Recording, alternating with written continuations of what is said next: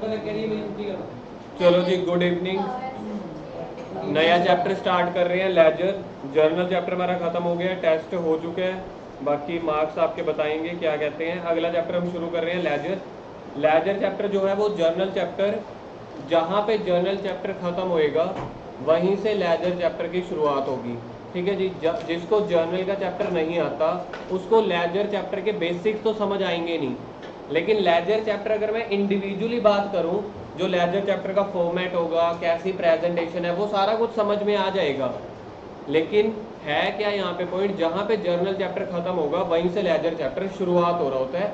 तो सबसे पहले मैं जर्नल चैप्टर की बात करूंगा कि जर्नल चैप्टर क्या होता था, उसके बाद लेजर क्या है।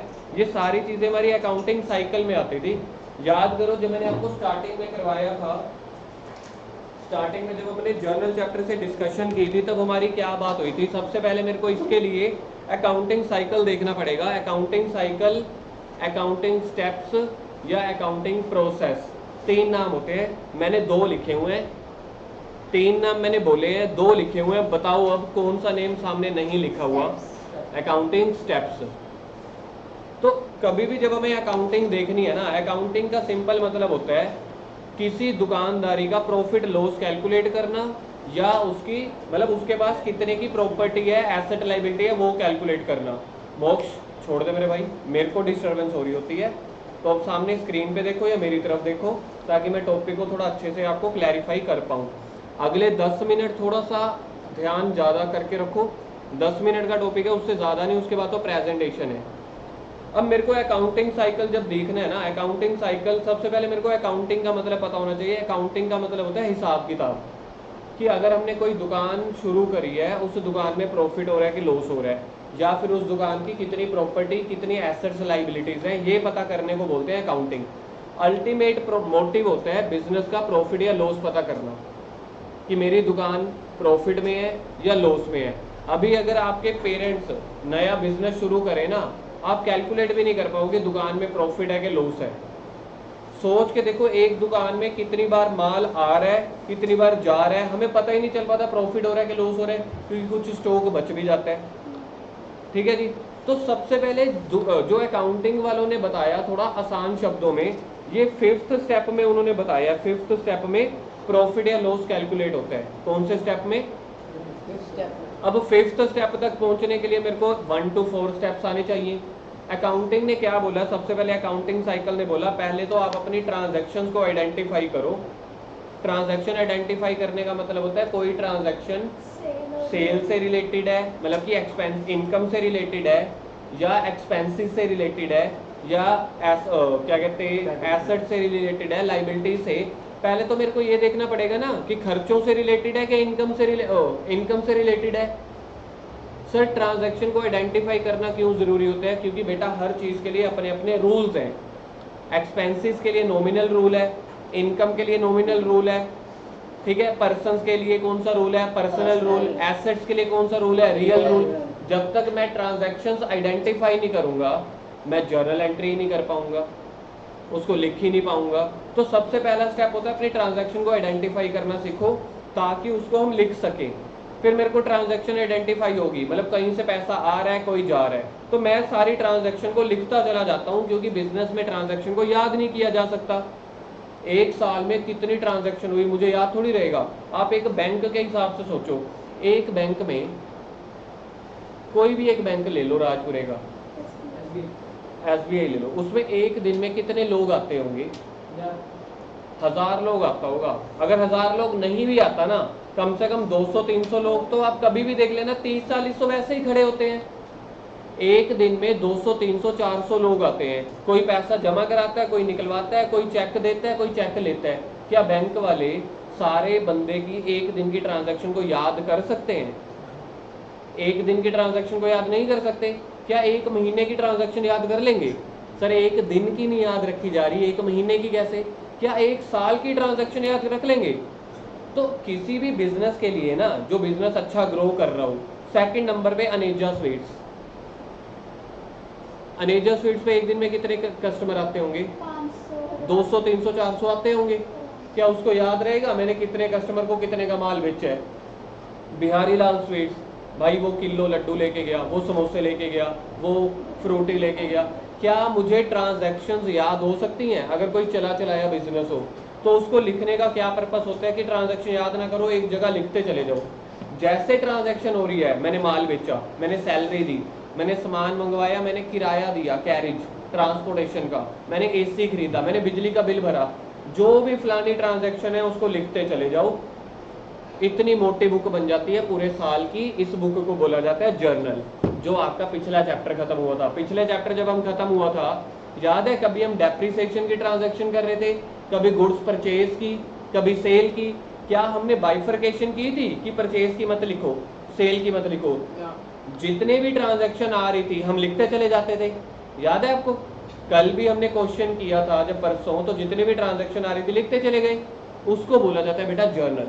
जर्नल का मतलब मोटी बुक, जहां पे कोई पार्शियलिटी नहीं है, उसको लिखते चले जाओ। जर्नल लिखने के लिए आपको 4 रूल्स की जरूरत पड़ती है। कौन कौन से 4 रूल्स होते हैं?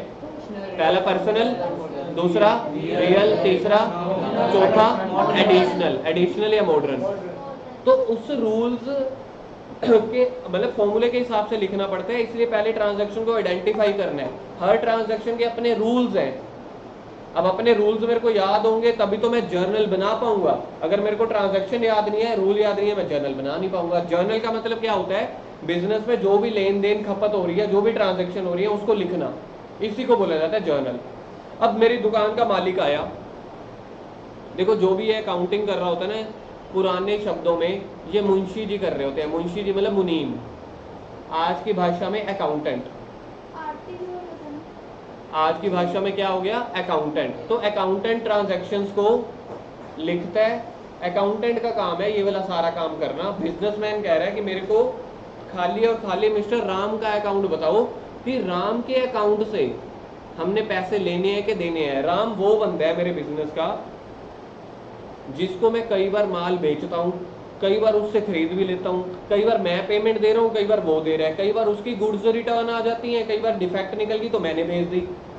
एक दिन में उसके साथ 5-5, 6-6 ट्रांजैक्शन चलती हैं। एक महीने में बहुत ट्रांजैक्शन होती है। हर महीने की 31 तारीख को या 30 तारीख को मैंने उसका हिसाब करना होता है कि फाइनल में मैंने पैसे लेने हैं कि देने हैं। अब मैंने अपने अकाउंटेंट को बोला, हे अकाउंटेंट, मेरे को राम का सारा हिसाब किताब बता। अकाउंटेंट ने पता क्या किया? ये जर्नल वाली बुक दे दी। जर्नल वाली बुक में यहाँ पे लिखा हुआ था राम को मैंने सामान बेचा। फिर अगले पेज पे लिखा हुआ था मैंने राम से सामान खरीदा। फिर अगले पेज पे लिखा हुआ था राम ने कुछ मेरे को पैसे दे दिए। अगले पेज पे लिखा हुआ था कुछ सामान वापस आ गया, सेल रिटर्न, परचेज रिटर्न। ऐसे कर करके ना हर दूसरे, 5वें, 6वें पेज पे था। क्या जो अकाउंटेंट को पता है, जो बिजनेस का मालिक है, क्या उसको इतनी जल्दी समझ आ जाएगा? वो कहेगा यार मेरे को कोई सिस्टमैटिक वे बताना, मेरे को कोई एक ही पेज बता जिसमें राम का सारा कुछ लिखा हो। एक जगह ये लिखा हो कि मैंने उसको पैसे देने हैं, दूसरी जगह ये लिखा हो मैंने उससे पैसे लेने हैं। या अगर मैं सिर्फ राम से सामान खरीदता हूँ, अब मेरे को बताओ राम से सामान खरीदता हूँ तो क्या मेरे को राम सामान देगा या पैसे देगा? पैसे कौन देगा बदले में? मैं कौन? बिजनेस।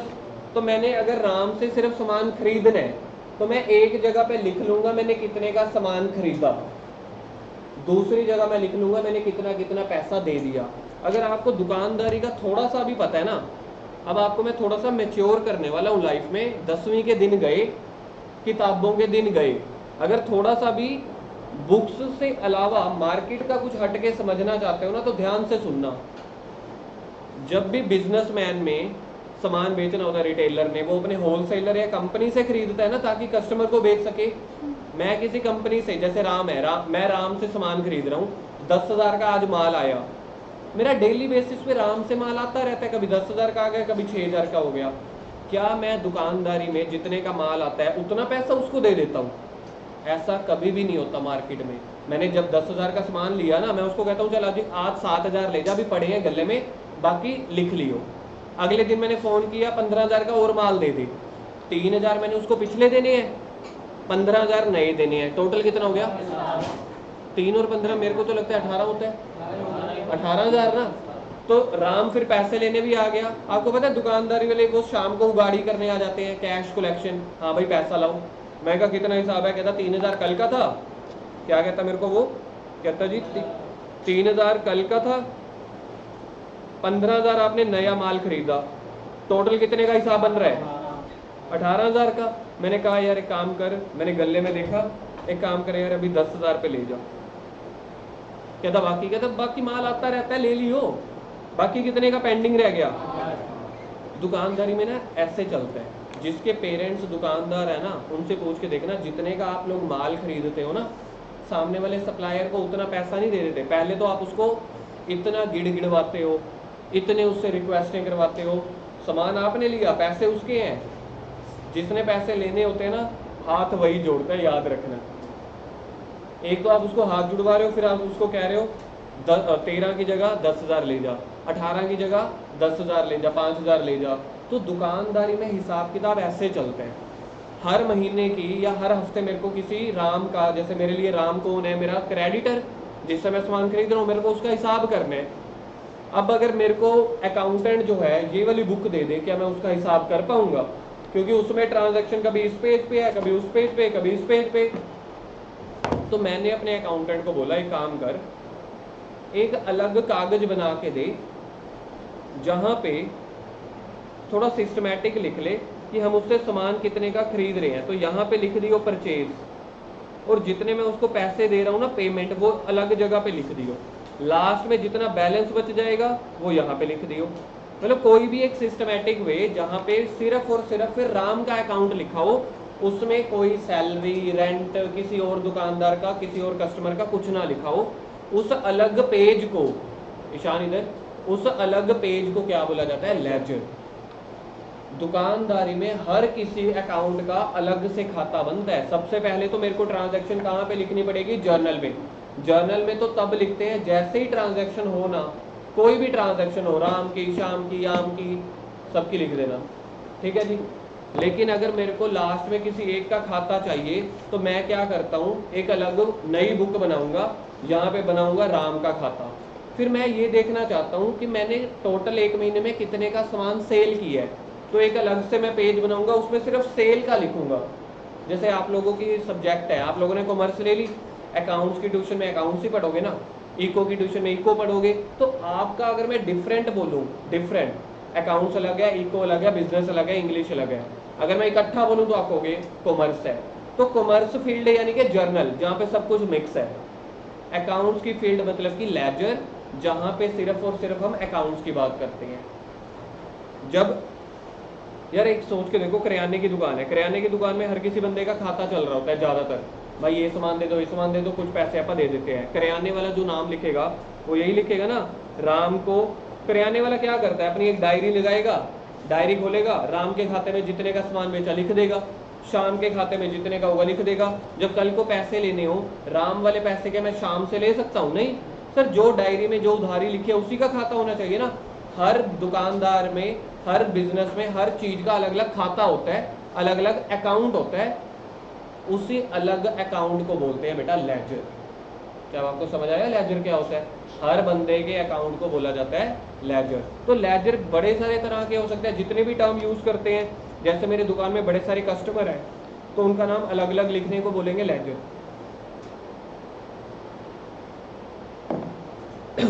मैंने बिजनेस में सेल करी 5 लाख रुपए की, जिसमें से राम को सेल करी 1 लाख की, शाम को सेल करी 2 लाख की, आम को सेल करी 1.5 लाख की, झंडू बाम को सेल करी 50,000 की। अब मेरे को बताओ राम से कितने पैसे लेने हैं? 1 लाख। अगर मैं राम वाले पैसे झंडू बाम में डाल दूं गलत हो जाएगा। तो इसका मतलब है जितने भी आपने सेल करी है, जितने भी अलग अलग कस्टमर हैं, सप्लायर हैं, मशीन है, एसेट है, सबके अलग अलग अकाउंट बनेंगे, ताकि मेरे को पता चल जाए कि किसी पर्टिकुलर कोई अकाउंट को देखना चाहता हूं तो क्या है। तो मैं उससे जर्नल नहीं मांगूंगा, जर्नल के अलावा मैं क्या मांगूंगा? लेजर। लेजर में पहला पेज आया राम का, तो उसमें सिर्फ राम का बायोडाटा लिखा होगा। दूसरा पेज है परचेजेस का, तो उसमें सिर्फ परचेज के बारे लिखा होगा। तीसरा पेज है इधर, तीसरा पेज है मशीन का, तो इसमें मशीन के बारे लिखा होगा। चौथा पेज है सेल का, उसमें सेल के बारे लिखा होगा। मतलब सारी मशीन्स का जितने भी हाँ जो भी है, एक लेजर होगा कैश का, जिसमें सिर्फ कैश का बैलेंस लिखा होगा। तो जब आप चीज़ों को उनके अलग अलग कैटेगरी में बांट देते हो बेटा, उसी को बोला जाता है लेजर। क्या आपको ये चीज़ समझ में आ गई? पेज भर गए, पेज भर गए तो अगले पेज पे आ जाएंगे, और पेज भर गया तो और अगले पेज पे। आजकल तो वैसे ही चीज़ें कंप्यूटराइज पे चलती है, कंप्यूटराइज में कभी पेज भरता ही नहीं। देख, जैसे मैं तेरे को यहाँ पे दिखाता हूँ, ये सामने आपको दिख रहा है। अब ये मेरी स्क्रीन देख कहाँ तक जा रही है, आप देख राइट राइट करता जा रहा हूँ, ठीक है, यहाँ तक यहाँ तक। अब मेरे को इसके आगे लिखना, मैं इसके आगे लिख दूंगा। भाई साहब कंप्यूटर का जमाना है, जो तू बात कर रहा है ना, ये ले यहाँ तक चलता जाएगा। अब मेरी भावनाएं समझो ना। अच्छा, ये कह रहा है कंप्यूटर में नहीं लिख रहा, मैनुअल लिख रहा हूँ। मैनुअल लिख रहा है तो अगले पेज पे आ जाएगा। पेपर में नहीं करते पीटीओ, प्लीज क्या बोलते हैं पीटीओ को? प्लीज टर्नओवर, है ना। अगले पेज पे दूसरा अकाउंट, अगर दूसरे अकाउंट पे किसी और का नाम लिखा हुआ अगर जैसे इस वाले में राम वाला फिल हो गया, अगले पे किसी और तो फिर किसी आगे किसी और पे लिख दियो। confused था भाई। अपने ये क्लैरिकल वो नहीं करने की, कि ये नहीं, आप कॉन्सेप्ट समझो, ये तो क्लैरिकल चीजें हैं। तो अभी जो हमने चैप्टर सीखना है बेटा, वो सीखना है लेजर। एक बार के लिए बता देता हूँ आगे ट्रायल बैलेंस क्या होता है। लेजर के बाद क्या है देखना, लास्ट में राम का पेंडिंग बैलेंस क्या बच रहा था हमारे एग्जांपल में। देखिए जी कौन जाग रहा था। नहीं नहीं, अपनी वो एग्जांपल में 3000, 5000, 15000, 8000 वाला एग्जांपल वो बच रहा था ना बैलेंस, याद है? लास्ट में 3000, पहले 3000 बच रहा था।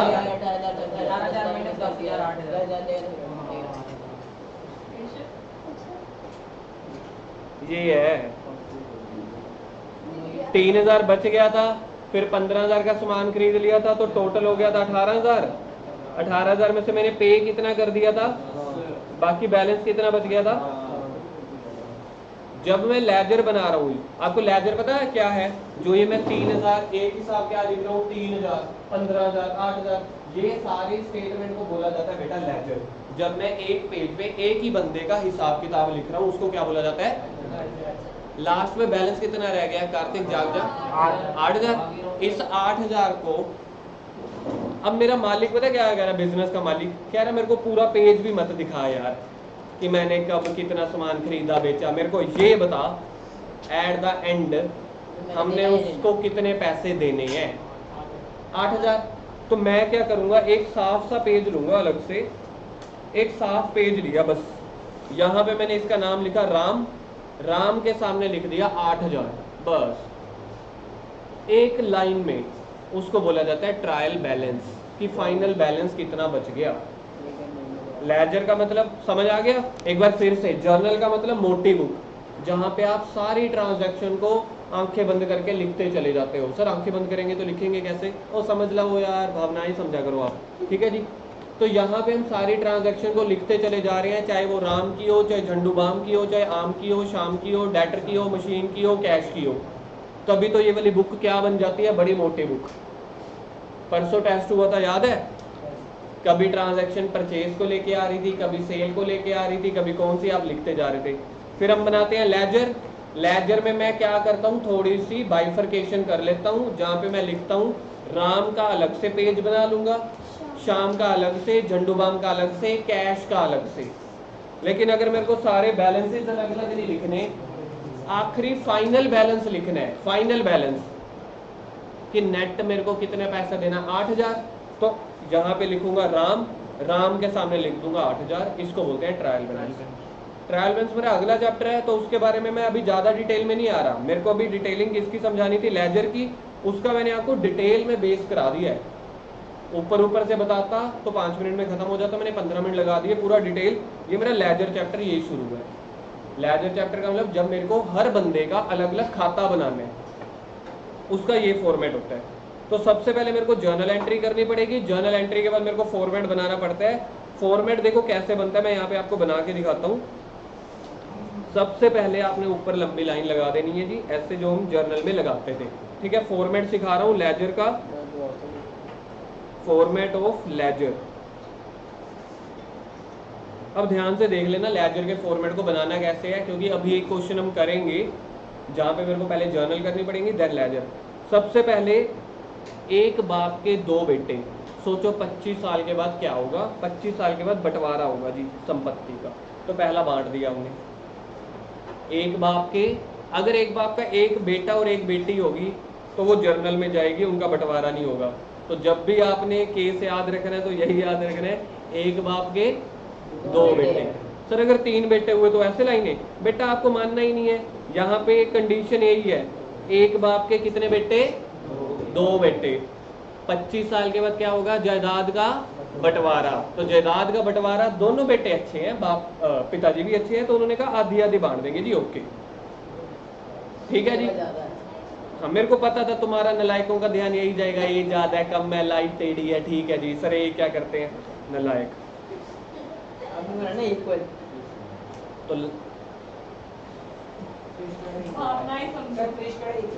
चल इधर इधर इधर,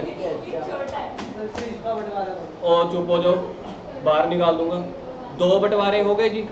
अब यहाँ पे इसको किसी को भी बोला जाएगा, जैसे मैं इसको ये मान रहा हूँ कैश, तो जब भी लेजर का फॉर्मेट होगा ना, तो उसके साथ जिस चीज का फॉर्मेट है, जिस बंदे का नाम है, एसेट का नाम, पहले नाम लिखना पड़ेगा। मैं एज्यूम कर रहा हूँ ये कैश अकाउंट है, अब इसको राम अकाउंट समझ लो, कोई भी अकाउंट समझ लो, सभी का फॉर्मेट एक ही है। ठीक है जी, पहले आधा बंटवारा कर लिया। अब देखो ध्यान से, पहले लेफ्ट कॉर्नर पे लिखना है डेबिट साइड, इसको लिखना है क्रेडिट साइड। कभी कोई पूछे डेबिट या क्रेडिट क्या होता है, जर्नल एंट्री की अपर साइड को डेबिट बोला जाता है, लोअर साइड को क्रेडिट। लेकिन लेजर की लेफ्ट साइड को बोला जाएगा डेबिट, राइट साइड को बोला जाएगा क्रेडिट। ठीक है जी। अब सीखो भी फॉर्मेट आगे क्या होता है। फिर यहाँ पे सेम वैसे ही कॉलम बनाना है डेट का। अब ये डेट का बनाएगा तो कहेगा मैं भी बनाऊंगा डेट का, तो पहला कॉलम हो गया डेट का जी, इसका भी दोनों बराबर बराबर चलेगी। डेट के बाद पर्टिकुलर, ये कह रहा है पर्टिकुलर, ये कहता मैं भी बनाऊंगा पर्टिकुलर। पर्टिकुलर मतलब जो डिटेल लिखनी है, ये भी पर्टिकुलर लिखेगा, ये भी पर्टिकुलर। मेरे को बताओ लेजर जो है किसके बाद बन रहा है, जर्नल के। तो कहेगा अब मेरे को जर्नल से रेफरेंस भी तो लेनी है ना। मेरी बात सुनो, आज तक जो मेरे को बच्चे बोलते थे ना सर एलएफ का काम क्या है या जेएफ का काम क्या है, अब मैं सिखाने वाला हूं, तो जो सीखना चाहता है सीख लो, इसके बाद नहीं सिखाऊंगा। लेजर चैप्टर किसके बाद बन रहा है, अब जर्नल में मैं कैश अकाउंट बना रहा हूं ना, अब मेरे को देखना पड़ेगा कैश अकाउंट मेरी है जर्नल के, ये देखो सीख लो भाई साहब तुम दोनों, जर्नल के ना तीसरे पेज पे पहली बार कैश की ट्रांजैक्शन आई थी, तो वही वाली ट्रांजैक्शन मेरे को जर्नल से उठा के लेजर में भी डालनी है। तो जहां मैं जर्नल की रेफरेंस को लेजर में डाल रहा हूं ना, तो मेरे को एलएफ का कॉलम, यहाँ पे जेएफ का कॉलम बनाना पड़ेगा, इधर भी जेएफ। जेएफ का मतलब होता है जब मैं यहाँ पे कोई ट्रांजैक्शन लिखूंगा ना, यहाँ पे मैं लिख दूंगा पेज नंबर 3, मतलब कि ये जर्नल के पेज नंबर 3 पे है। अगर मेरे को लेजर ढूंढा मैंने, जैसे ये लेजर है, लेजर के सामने मैंने क्या लिखा हुआ है, पेज नंबर 3, ये देखो ये दिख रहा है पेज नंबर 3। पेज नंबर 3 किसका, जर्नल का। मतलब ये होता है कि लेजर में जो आपने ट्रांजैक्शन डाली वो कहां से उठा के डाली, वो मैंने जर्नल से उठा के डाली। जर्नल में यहाँ पे मैं सामने लिख दूंगा एलएफ, या लेजर का पेज नंबर लिख दूंगा, जहाँ पे जर्नल में होता था ना एलएफ, तो वहां पे मैं सामने लिख दूंगा पेज नंबर 1।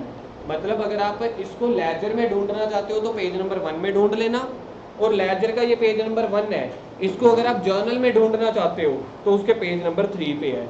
ये मतलब होता है जेएफ और एलएफ का, कि अगर आपको दूसरी बुक की रेफरेंस ढूंढना चाहते हो, सेम ये वही चीज है जो 10th तक आप वो इंडेक्स नहीं बनाते थे, बुक के स्टार्टिंग में बनाते नहीं हो, पेज नंबर 67 पे है ये वाला चैप्टर, ये इसको बोलते हैं।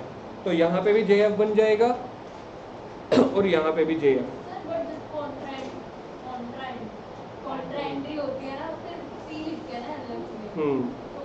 वहां पे भी आ जाता है पेज नंबर। ये तो मैंने आपको ना एक्चुअल में समझाने के लिए लिखा है कि क्या होता है। हर कंपनी के अपने असूल हो सकते हैं, वो कंप्यूटराइज करते हैं, तो वो वहां पे कोई लिंक छोड़ देते होंगे, आज के जमाना तो लिंक का जमाना है, तो वो कुछ भी कर सकते हैं। मैं आपको सिर्फ रेफरेंस दे रहा हूँ कि जर्नल में वो रेफरेंस डाल देंगे लेजर की, कि अगर आप इसको लेजर में ढूंढना चाहते हो इस जो इधर, और अगर आप लेजर में कोई चीज की रेफरेंस डाल रहे हो तो आप जर्नल की बुक की रेफरेंस डाल रहे हो। मतलब जर्नल का अगर एक पेज है जहाँ पे मैं देख रहा हूँ महेश से मैंने इतने का सामान बेचा, लेकिन अगर मेरे को इसकी ट्रांजैक्शन देखनी हो तो मैं ये देखूंगा ना कि ये लेजर में ट्रांजैक्शन आई कहाँ से थी, जर्नल से। तो मेरे को जर्नल में तो देखो 400-500 पेज है, तो वहां पे सामने रेफरेंस लिखनी पड़ेगी ना। इसी रेफरेंसेस को बोलते हैं क्रॉस रेफरेंसेस को, जेएफ और एलएफ। तो ये आपके सामने बन गया जी फॉर्मेट। यहाँ पे हम लिखेंगे उसकी वैल्यू यानी कि रुपीस, यहाँ पे लिखेंगे रुपीस। तो देखा जाए पार्टीशन हो गई यहाँ तक, इसको बोला जाता है लेजर का फॉर्मेट। अब लास्ट में जो है ना, यहाँ पे ट्रांजैक्शन का टोटल आता है यहाँ पे दोनों साइड, और याद रखना इन दोनों का टोटल बराबर होगा। जो हाल दिल का यहाँ हो रहा है वही हाल दिल का यहाँ होना चाहिए। लेजर का टोटल आपस में डेबिट क्रेडिट हमेशा बराबर होना चाहिए। फॉर एग्जाम्पल मैं एक चीज समझाता हूँ कि मेरे पास पैसा आया 14,000, इधर देखो पैसा आया 14,000, पैसा गया 11,000, बताओ बैलेंस कितना हुआ? ये देखो यहाँ पे लिख रहा हूँ मैं रिसीव्ड, यहाँ पे लिख रहा हूँ पेड, बैलेंस कितना है? सबसे पहले मेरे को लेजर को बनाने के लिए, ना सबसे पहले मेरे को देखना है, अब सीख लेना जी, नहीं तो कल जब मैं अभी क्वेश्चन कराऊंगा ना आप कहोगे कि सर पता नहीं लग रहा पहले क्या लिखना है। तो अभी आपको बता रहा हूँ हिंदी में, मन था स्पेनिश या जर्मनी में बताऊँ, फिर मेरे को लगा आप लोग तो नलायक हो, खाली पढ़ा लिखा मैं हूँ, तो मैं जापानीज या स्पेनिश में समझा सकता था, तो मैंने Hindi word, Hindi language choose की। समझ आया? नहीं आया तब भी इस वजह से स्पेनिश ही है यार, ये भोलपुरी स्पेनिश है, ये स्पेनिश है यार। तो मैं ये मेरे को पता था मेरे भाई बहन नालायक हैं, कोई मेरी तरह मोस्ट इंटेलिजेंट बच्चा है ही नहीं यार, इसलिए मैंने हिंदी शब्द का इस्तेमाल किया। चलो जितना मर्जी देखते रहो, अभी तो क्वेश्चन होगा, इधर सामने देखो पहले। अब लेजर को नबेड़ना कैसे है, किसी भी अकाउंट को खत्म कैसे करना होता है, अब सीखो। हिंदी में सिखा रहा हूँ, स्पेनिश में नहीं, दोनों में से 14,000 और 11,000 में से, पर हम इधर मेरे भाई 14,000 और 11,000 में से देखिए कौन सी वैल्यू बड़ी है? 14,000। सबको पता लग रहा है? मैं कब ध्यान से समझ ले, अभी मैं ना लिख रहा हूं, बोल नहीं रहा, पूछूंगा आपसे 5 सेकंड के बाद, दोनों में से क्या वैल्यू ज्यादा है?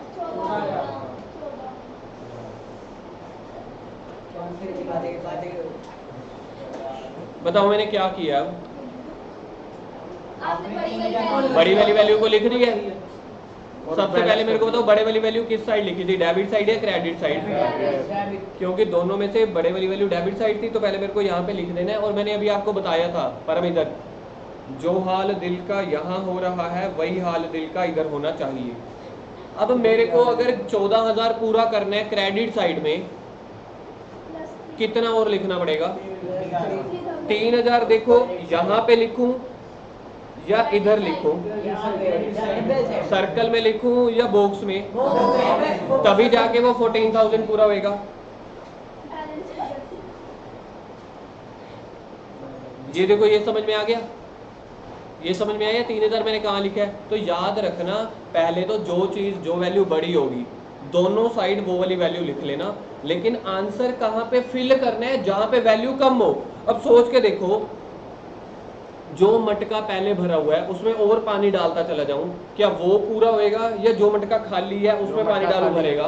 तो अब मेरे को बताओ, जो 3,000 अगर मैं इधर लिख देता, इधर देखना सामने 3,000 अगर मैं डेबिट साइड लिख देता तो ये तो गलत हो जाता। टोटल मैंने लिखा हुआ है 14,000, इधर इधर इधर मन के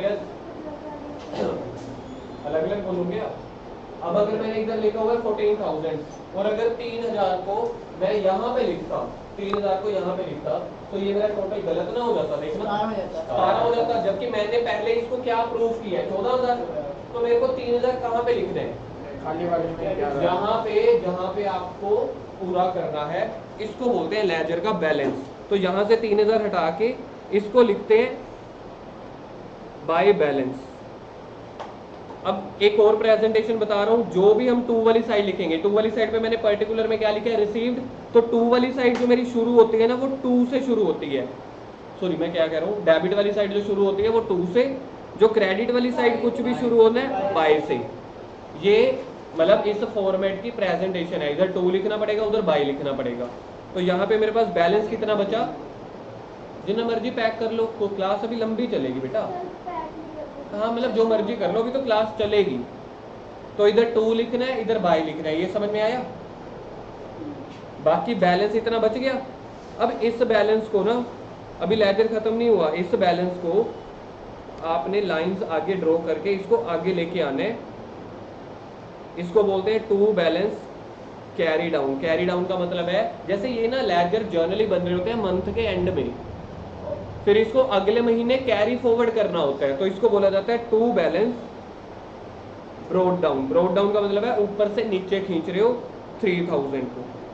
अगर समझ लो ऊपर यहाँ पे चल रहा था 1 जनवरी, जो ये बैलेंस निकालते हैं, बैलेंस निकालते हैं मंथ के एंड में। 1 जनवरी का मंथ एंडिंग डेट बताना 31। तो इधर देखो मेरे को डेट डालनी पड़ेगी 31 जनवरी। पूरे महीने में जितनी भी ट्रांजैक्शन है वो इधर और इधर लिख लो। जो फाइनल बैलेंस निकालना है, फाइनल बैलेंस निकाला जाता है मंथ के एंड में। तो मैंने डेट क्या डाली 31 जनवरी। अब जनवरी का हिसाब खत्म हो गया, अगले दिन क्या डेट बनती है 31 जनवरी के बाद। अब देखो मैं कहाँ पे डेट डाल रहा हूँ, 1 फरवरी। किसी को देखी मैंने कहाँ डेट डाली है? 1 फरवरी यहाँ पे डेट डाली। 1 फरवरी को मेरे पास कितने का बैलेंस पेंडिंग होगा? जितने 31 जनवरी को रात को है, तो ये वाले बैलेंस को मैंने आगे खींच लेना है, जहां पे जाके आपका लेजर खत्म होता है। अभी जब हम इसके क्वेश्चन करेंगे आप कहोगे है क्या है, तो बच्चों वाला काम है। फर्स्ट एक सेकेंड, अभी हम फर्स्ट टाइम किया ना, हमने फर्स्ट टाइम देखा, तो हमें लग रहा है कि ये बड़ा टेक्निकल है। पूरे सिलेबस का, पूरे +1 के सिलेबस का सबसे जो आसान चीज है वो ये लेजर है। फर्स्ट टाइम आपके लिए न्यू है, आपके लिए डिफरेंट है, आपके लिए ये मुश्किल नहीं है। जैसे अभी आपके इसके 3-4 दिन लगाओगे ना, आपको क्या है, तो कुछ भी नहीं है, खाली प्रेजेंटेशन है। नई चीज हो ना मुश्किल चीज हो ना, दो अलग अलग चीजें। आपके लिए ये न्यू है, डिफरेंट है, लेकिन ये कोई चीज मुश्किल नहीं है। 2-3 क्वेश्चन आप करोगे, कहोगे कुछ भी नहीं है। तो कल इसका मैं आपको क्वेश्चन कराऊंगा, ऐसे कल कम से कम हम 10-15 लेजर बनाएंगे। आप कहोगे हाँ जी ये तो हो गया जी दूसरे ही दिन। स्टार्टिंग में कुछ दिक्कत आएगी क्योंकि आपके लिए ये नया कॉन्सेप्ट है। ठीक है, कोई अब डाउट है जल्दी से पूछो। नहीं, अगर बाय चांस बैलेंस इसका इस तरफ बच जाता तो ऑपोजिट साइड लिखते। तलवार चलानी है, तलवार चलाने का मतलब है क्रॉस मल्टीप्लाई, फिर ये कैरी डाउन इस साइड आ जाता। जिस साइड पे कम आएगा ना उसके अपोजिट साइड जाएगा अगले महीने। चलो बाकी कल करेंगे। Thank you.